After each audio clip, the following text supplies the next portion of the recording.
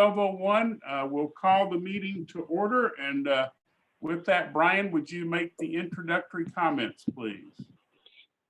Yes, sir. Happy to, Jim. This is Brian Yates with Swartz, Page, and Harding. Welcome to the Montgomery County MUD number 39 Board of Directors meeting for Wednesday, March the 17th, 2021. Appreciate everyone being able to participate in the meeting remotely today. As in prior meetings, I'll briefly go through the meeting procedures as well as perform a roll call. So to begin with, I need to remind everyone the meeting is being recorded as required by the Texas Open Meetings Act. Second, please remember to state your name before you speak, including the making of any motions. When you're not speaking, please be sure to mute your line. Third, we will continue the practice of having a roll call to vote on each motion. After a motion has been made and seconded, please wait until you hear your name called and then respond with a verbal aye, a nay, or an abstention. Finally, we need to identify each person who's joining the meeting remotely today so that we can accurately reflect the attendance in the minutes of the meeting. I'll perform a roll call for the board members, followed by staff and consultants. When you hear your name or your company called, please respond by indicating that you're present in the meeting. Likewise, if you need to leave the meeting before it adjourns, please announce that you're doing so before you disconnect. Once I've completed the roll call for directors, staff, and consultants, I'll ask for any members of the public to identify themselves for the record. So starting with our board of directors, Eric Berglund. Present. Ronnie Rogers. Present. Jim Matthews. Present. Eric Hurd. Present. Ted Stanley. Present. That completes the roll call for our directors. We'll move on to Woodlands Water staff. Jim Simpson. Present. Mike Mooney. Present. Maureen Bourgeois. Present. Jeannie Scott. Present. Shelley Lawson Kennedy. Present. Anyone else from Woodlands Water in the meeting? If not, we'll move on to San Jacinto River Authority staff. Ron Kelly. Present. Chris Meeks. Present. Matt Corley. Present. Any other members of River Authority staff in the meeting?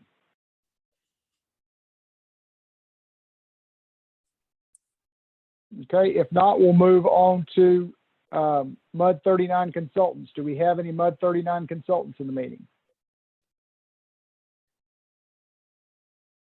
Okay, we'll move on now to members of the public. Do we have any members of the public present in the meeting? We need to identify you for the record as well. Paul Brown. Arthur Breedehoff. Okay, this is Brian. Any other members of the public present?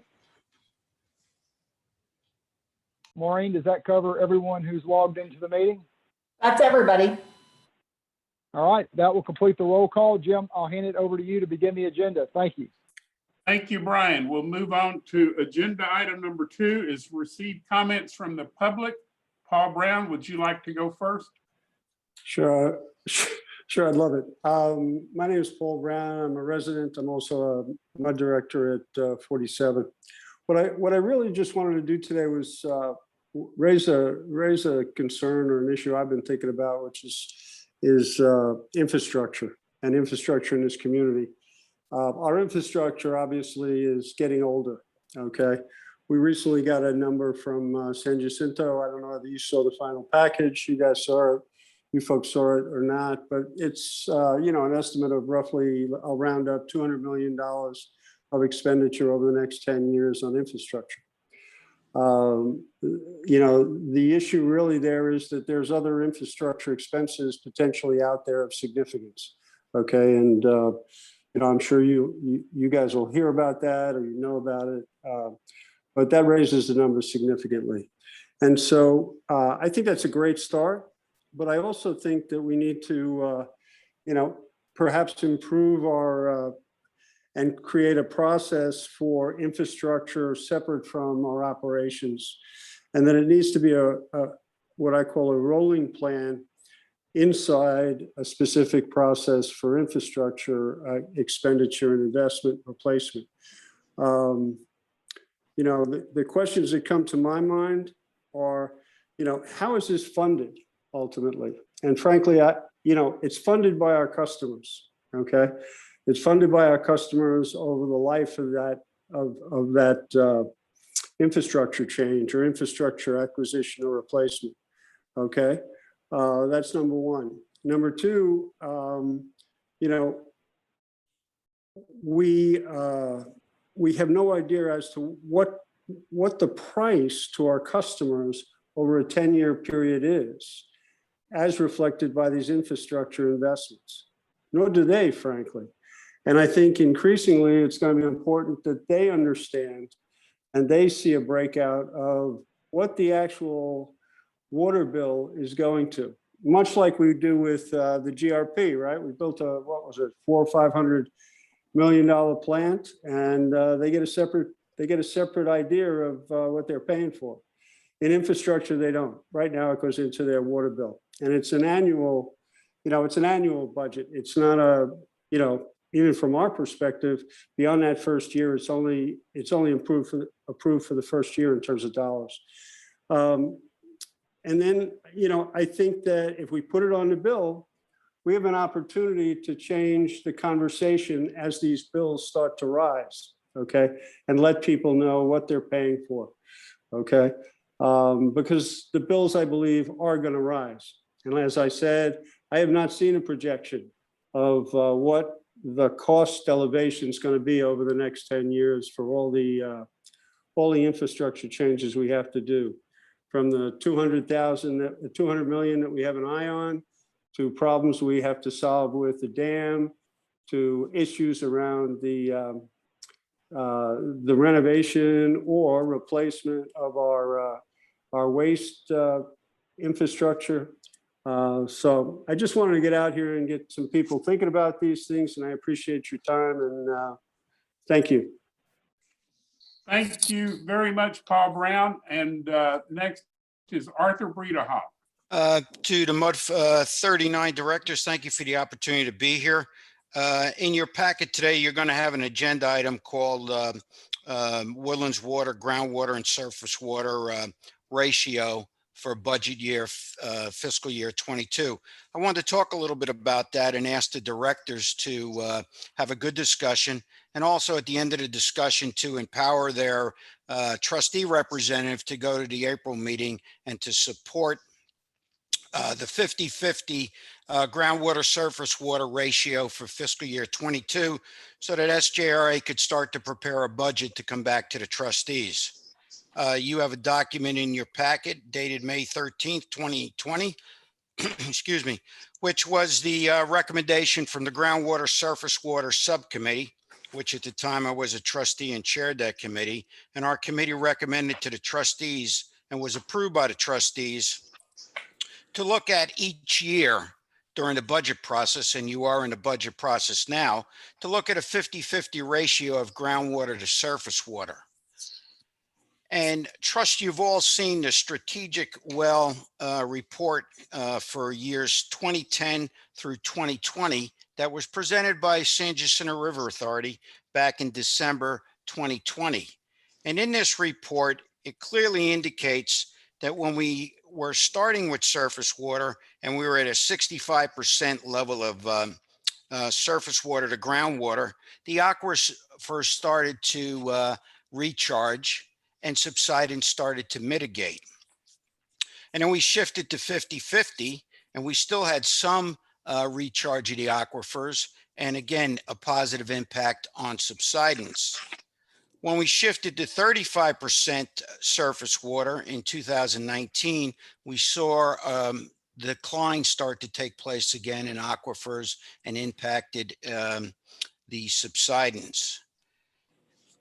In your packet also, you will see that SJRA has done a calculation of what it would be the impact to our residents. And we always have to be concerned about residents and the cost that residents will undertake for their water bill.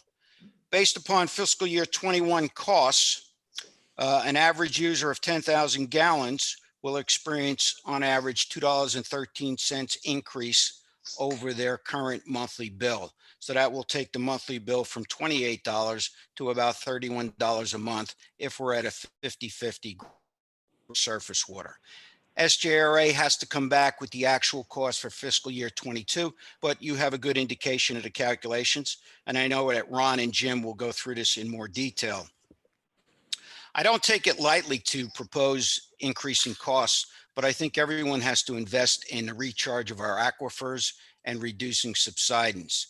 It will cost me as a resident, it will cost you more, but it's a great investment for today's residents and also our future. I thank you for your time and I appreciate being here, and have a great day. Thank you, Arthur Bredehoff. Moving on to agenda item number 3, request and act on request for adjustments. Mike or Jeannie, do y'all have adjustments today? This is Jeannie and I don't have any. And this is Mike. I have none for the district this month. Okay, thank you. Now we're at the consent agenda. On our meeting agenda, we have items 4 through 8. Would any of our directors like to remove any of those items from the consent agenda and have them reviewed under the regular agenda? If not, then I'll entertain a motion to approve our consent agenda items number 4 through 8. This is Director Matthews. I make a motion that we approve items 4 through 8 on the consent agenda. This is Director Hurd. I will second that motion. Very good. We have a first and a second. We'll do a roll call. Eric Berglund. Aye. Dr. Ronnie Rogers. Aye. Jim Matthews. Aye. Eric Hurd. Aye. And Ted Stanley. Aye. Thank you all. The motion carries unanimously. Item number 9 on our agenda is the attorney's report. This is Brian. Good afternoon, everybody. I do have a couple of items to touch on under the attorney's report today. The first, as many of you know, the governor did lift the mandatory mask restrictions and business restrictions that have been in place since last summer. Those restrictions were lifted last Wednesday, March the 10th. Some questions have arisen as to whether or not the governor's action impacted his disaster proclamation that suspended the in-person meeting requirements under the Texas Open Meetings Act. We have been in contact with the governor's office about that issue and have confirmed with his office that the actions taken last week do not impact in any way his disaster proclamation. So we do remain in a remote meeting environment at this time.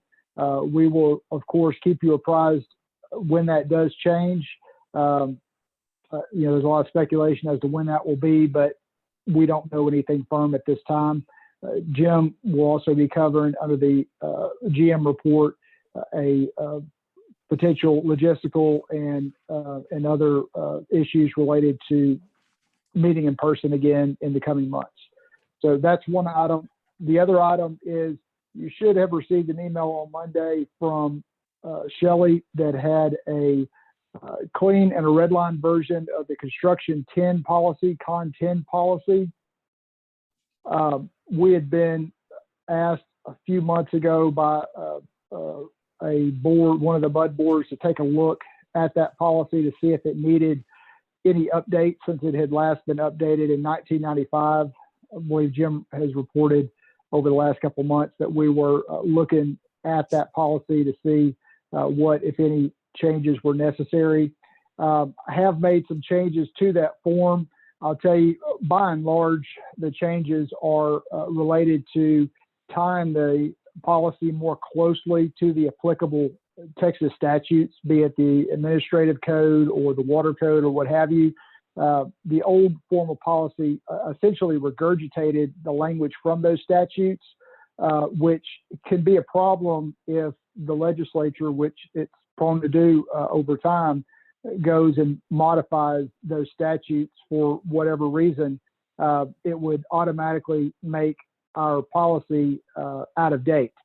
So by tying the language in the policy directly to those statutes, it helps for the policy to remain current. Even if those statutes change, it will automatically pull in that new statutory language and doesn't require a policy amendment. So tried to clean that up and tighten it up to closely track the statute language.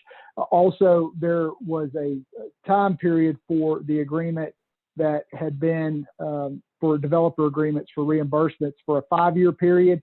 That is not the industry standard. That was done back when the policy was originally put together, I believe, back in the 70s, 1976. Frankly, I don't really know where that 5-year time frame came from. Standard industry practice is 15 years. Perhaps that's because back when the Woodlands was really active, it was feasible to have a reimbursement agreement entered into, the developer construct the facilities and get the value on the ground necessary to entitle it to reimbursement within that shorter period of time.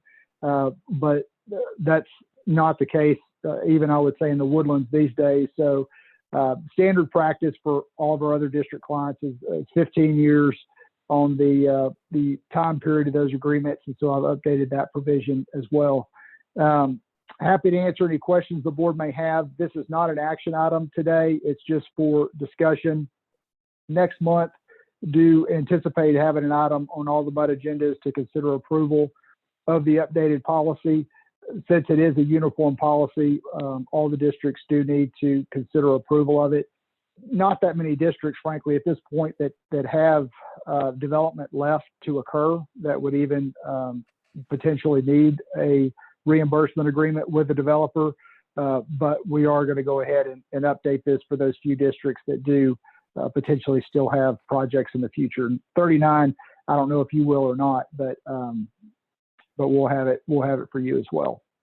Happy to answer any questions at this time. Otherwise, if you need some more time to look at it, we can talk about it further at next month's meeting.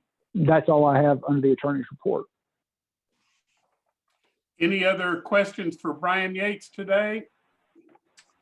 If not, we'll go on to agenda item number 10, consider an act on modifying how we calculate the sewer volume for customers' bills. Back just immediately following the freeze, or maybe even during the freeze event, I sent out a memo to all of our MUD directors regarding water bill calculations, and in particular, the sewer volume.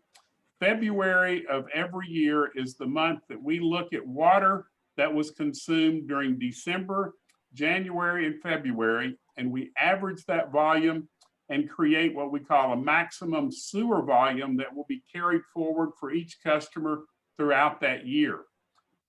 With the leaks that occurred, the busted pipes related to the freeze, we felt like it just wasn't fair to the customer to create a new calculation using February data for the maximum sewer volume. So we calculated the bills using last year's sewer average for each customer.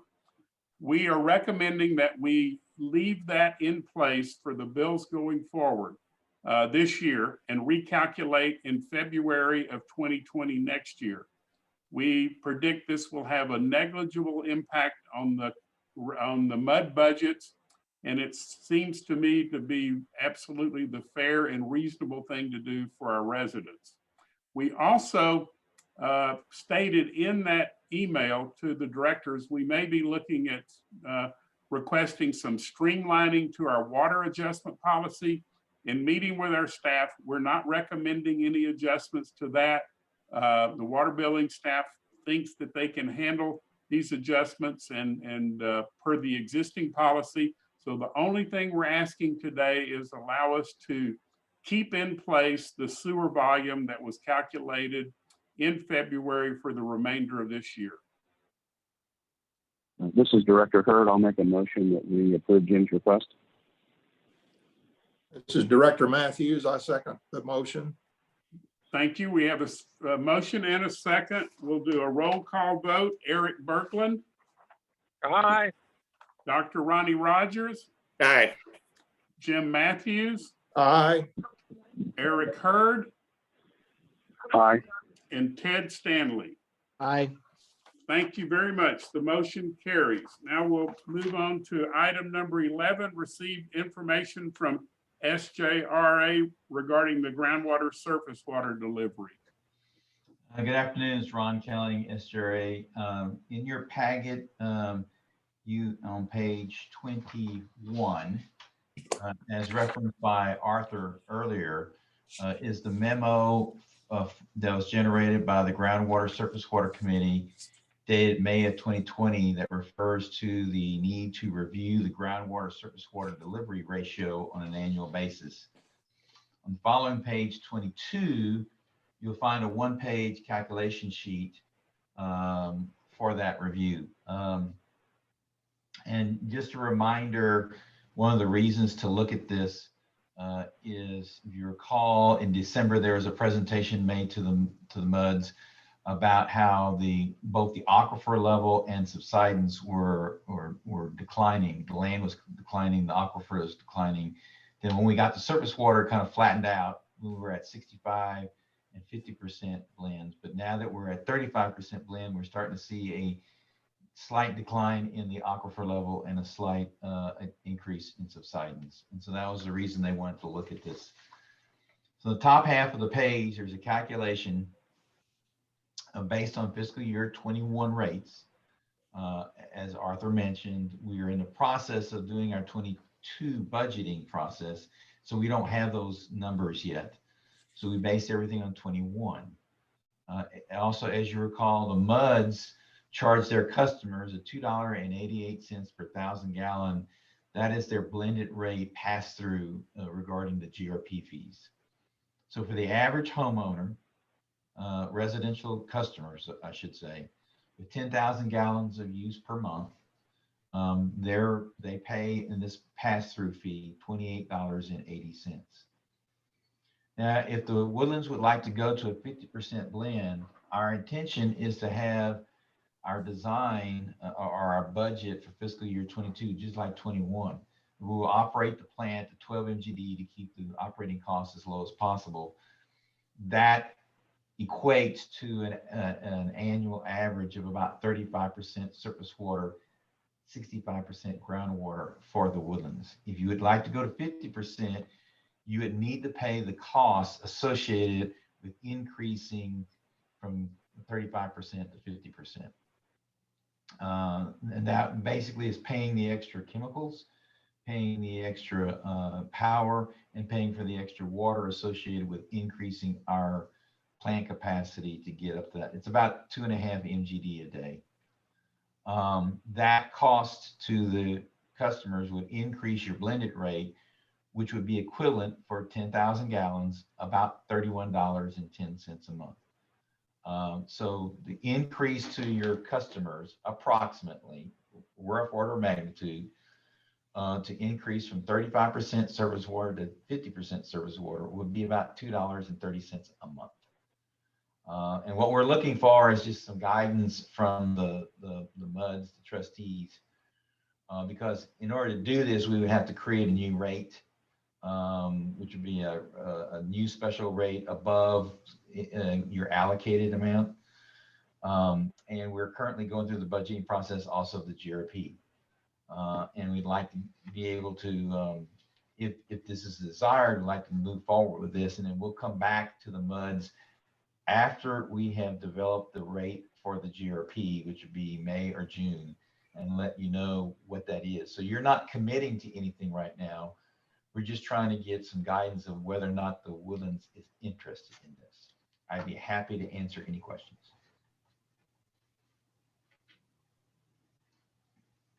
Hello, this is Director Berglund, and I don't know if this factors in at all, but if you go to 50%, is there a warning you have to give to people that are on dialysis, or I don't know? I know there's certain warnings that go out with certain chemicals. I don't know if we use those chemicals. No, or not. Not to go up to 50%. No, sir. Okay, thank you.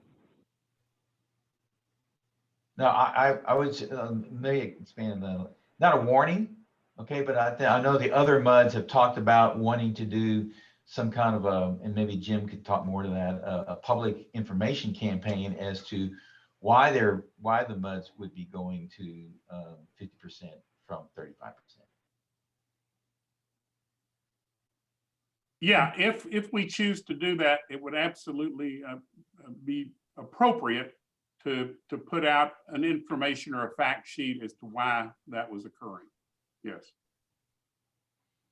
And one other item is that in order to make this work, this would have to be a unanimous decision by all the MUDs. We can't, because of your systems are all interconnected, we can't have one MUD wanting 35% and another MUD having 50%. Everybody has to have the same amount.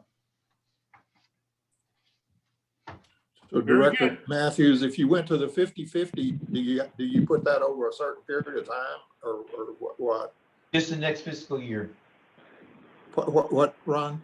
Just for the next fiscal year. It's not a long-term commitment or anything. It's just, what would you like to do for fiscal year 22? For the next fiscal year? Yes, sir. And at 50-50, it's been determined that helps, that the subsidence is not as bad at 50-50 as at 35-65, correct? Correct.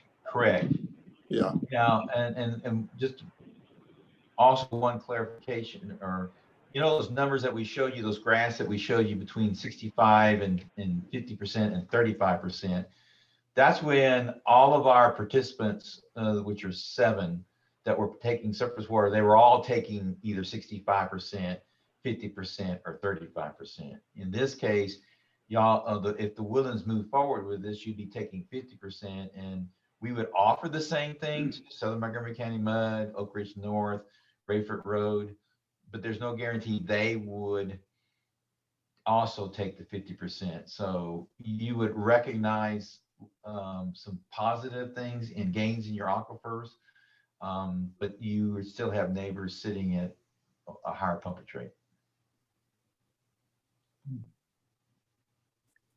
This is Director Hurd. I have a question. So just to clarify, if we're in favor of the 50-50 split in surface water versus groundwater, we would pass a motion to authorize you to go to 50-50, subject to the other MUDs all approving it as well?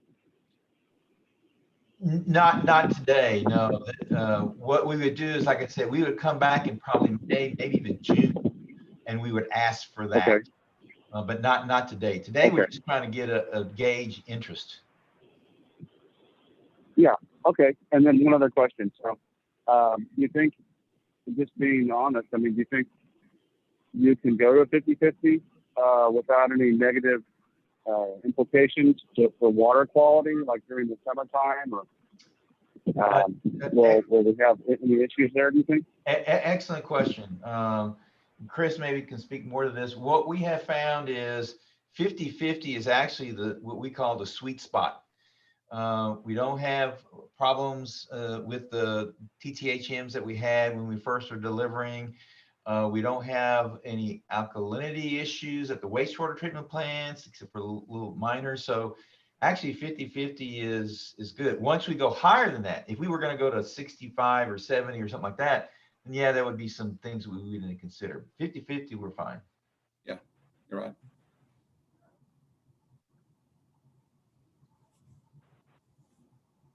Okay, thank you, Ron Kelling. Any other questions for Mr. Kelling?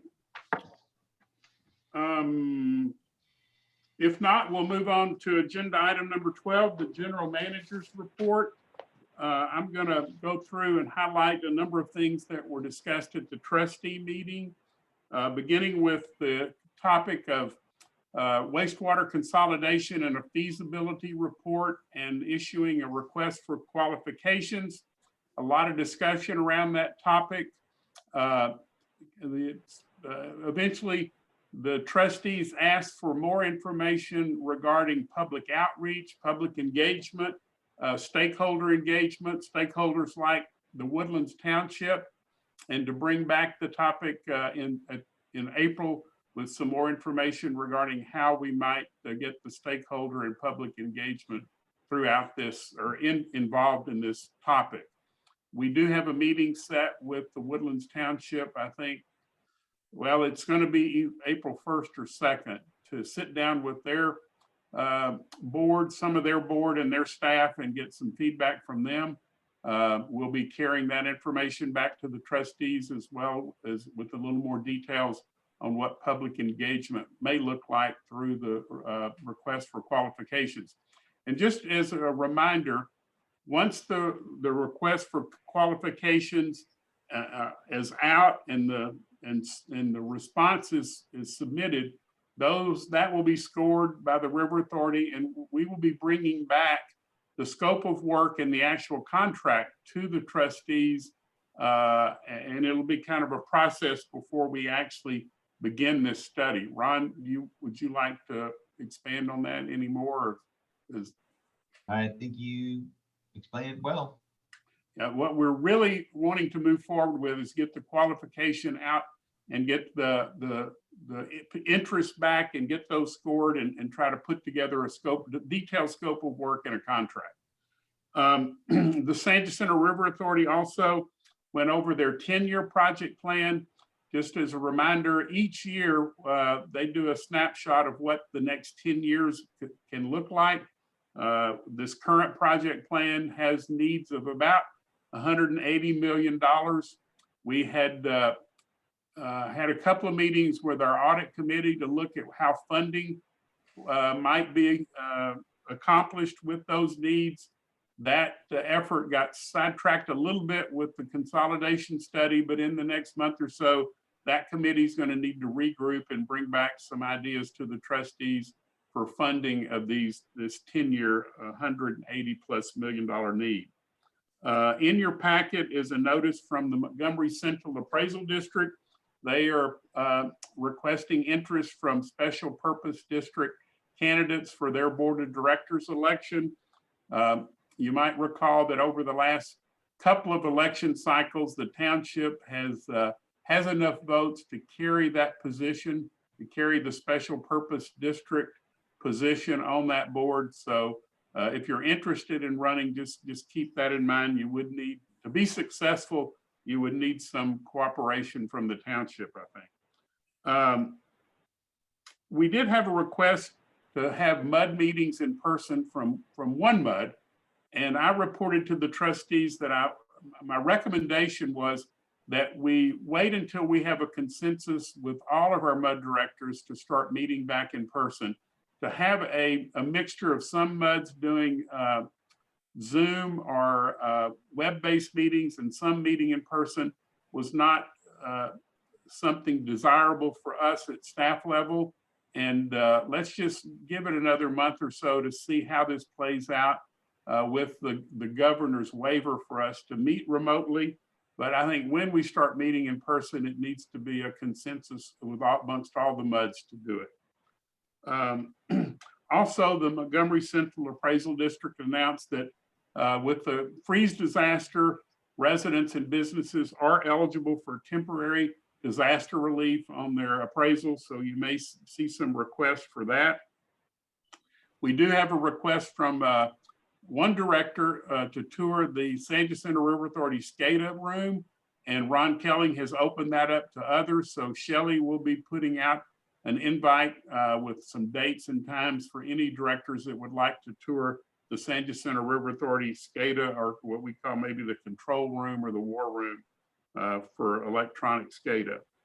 Lone Star Groundwater District has requested to meet with several of our elected officials. President Hurd has selected 4. That would be himself, Neil Gaynor, John Yours, and Laura Norton. I will also be attending, but just so you'll know, Lone Star has been doing a round of meetings with other stakeholders. I think they had a request to Southern Montgomery County MUD. I know the Woodlands Township has met with them. So we'll be reporting back how that meeting goes at next month's meeting or at a later meeting. I'm still working with 2 neighborhoods on AMI poles. We installed, I think 16 or 17 poles around the Woodlands area to transmit the AMI signals for our upgraded meter reading. 2 neighborhoods have objected to the poles to the site view. I'm looking at options for relocating those poles. I also included in the trustee and in the MUD packet some other options to look at painting, putting in a camouflage pole.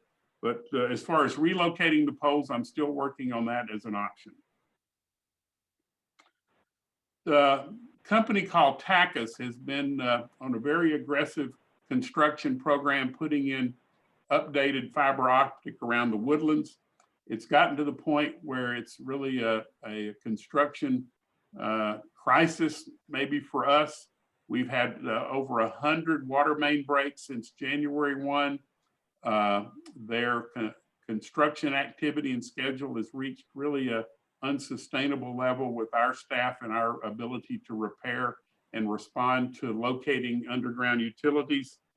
We've had a couple of meetings with them. One meeting was with Tacus individually. I had a meeting Monday with the Montgomery County Commissioner Nowak and his group and some others.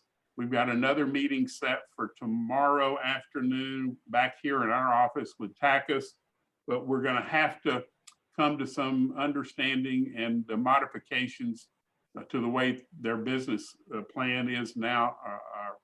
We can't, it just can't keep on this same track.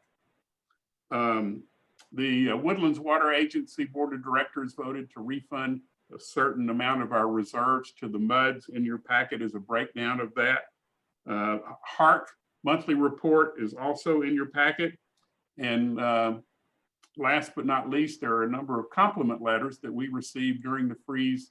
I'll tell you, it was very, very difficult, especially on our field staff, but all of us, it was a struggle to get through it. Our answering system went down. We had employees taking phone calls from their homes, but everybody pitched in and we got through it. And it's, I said, in our rear view mirror now, and the new challenge is Tacus.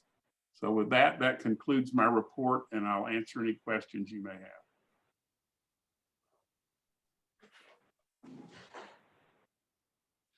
If not, we'll go on to item number 13, receive the Woodlands Water Trustees report. Thank you, Jim. Thank you, everybody. Well, in light of Jim's very comprehensive detailing of the trustees meeting, I don't know that I really have anything to add other than that we did also discuss the possibility of moving the start time to our meetings to 5 p.m. from 6 p.m., especially while we're doing the Zoom meetings. That way we were able to finish the meeting, at least by 7. Recently, our meetings have been going over 2 hours. There's just a lot of interest in our topics right now. So that's one thing we're going to be considering, I believe, at the next meeting. And right now, I think with the with the study on our consolidation of the treatment plants, we're kind of in the phase of doing some consensus building with the directors. We had a lot of good discussion the other night, and I'm hoping that we'll get the final bits of information we need in order to have, if not a unanimous approval, but close to that at the next meeting. So that concludes my report. If anyone has any questions, I'd be happy to entertain questions. Thank you very much, Eric Hurd. Any other questions for Eric? If not, we'll move on to item 14, consider an act on development agreements. I don't think we have any today. As a matter of fact, I'm probably going to request that agenda item be removed and only put on when needed in the future. So item number 15, discuss any matters for placement on a future agenda. Hearing none, do we have a motion to adjourn? Director Matthews, I move we adjourn. Second? Director Berglund, second. I think it passes by unanimous consent unless I hear an objection. Have a great day, everybody. Thank you. Great. Thank you all. Bye-bye. Thank you all. Have a good day. Have a good day.